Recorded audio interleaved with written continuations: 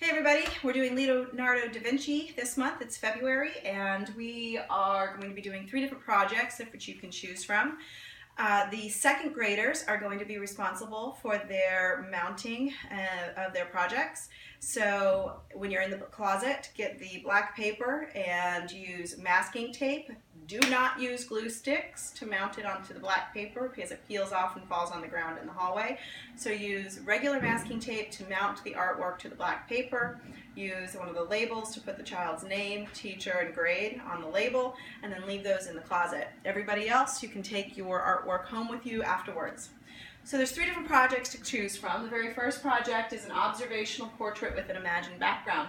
We're going to have the students use regular drawing paper, white drawing paper, and they'll ask their partner what their favorite place to visit, and they're going to create the 3/4 Mona Lisa type portrait of their partner. So have them partner up. If there's an odd number, have a threesome, that's fine.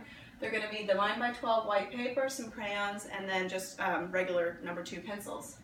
They're going to look at the Mona Lisa, discuss the facial expression, her hairstyle, the clothing, the way she's sitting, and what the observations are. Then you're going to ask them to talk about the portrait and what should be included in a portrait, everything we just talked about up there. Then they're going to go ahead with their partner and make those observations. Does the kid have messy hair? Do we have ponytails? Do we have is their hair down? Are they wearing barrettes? Are there ribbons? Are there headbands? Do they have any earrings on? Anything like that. In addition to that, what are they wearing? Are they wearing a t-shirt? Are they wearing a dress? They should look at all of that. Then what they're going to do is they're going to go ahead and draw the portrait. Sketch it out with pencil first, and then sketch out the background on where it is they actually is their favorite place to be. If there's time, they can color it in. We feel that this is going to be the best projects for your kindergarten, first, and second graders. However, there's going to be some overlap for the second graders with the next project as well. These are some examples of portraits with backgrounds. However, these are all facing forward, so again, we really do want the kids to try to get that 3D 3/4 turn if they can make it happen. So this is a fun one, and this one again is for pretty much any grade, 2nd through 5th grade. What they need to do is they're going to invent a helpful robot or machine. They're going to think about something that's really hard to do at home or that you do not enjoy doing. Things like folding laundry, doing dishes, filling the water balloons, mowing the lawn, whatever. They're going to create a robot or a machine that will help them complete that task. Now they're really going to have to get into this. What type of tools does that robot or machine need? In order to actually get it done? They're going to then there's going to be manila paper in the closet. The manila paper, I got that mainly because it looks old and it's kind of fun and they can sketch it out with their number 2 pencil. They're going to take one piece and on 3 different sections, do 2 or 3, on that one piece of paper, do 2 or 3 sections of their machine. Kind of like Leonardo did, where, well, let's go to this one here.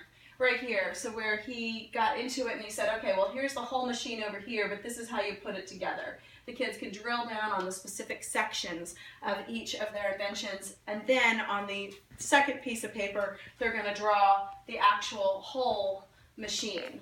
Okay, yeah, so 2 or 3 thumbnail quick working sketches, make notes, label the parts, do all of that, and then do a detailed final sketch, which can also have detailed notes, etc. on it. There's no coloring or anything unless you want to. I do have colored pencils here. They really can get into that. Otherwise, you're going to be using the manila paper, 1 for sketching, 1 for the final.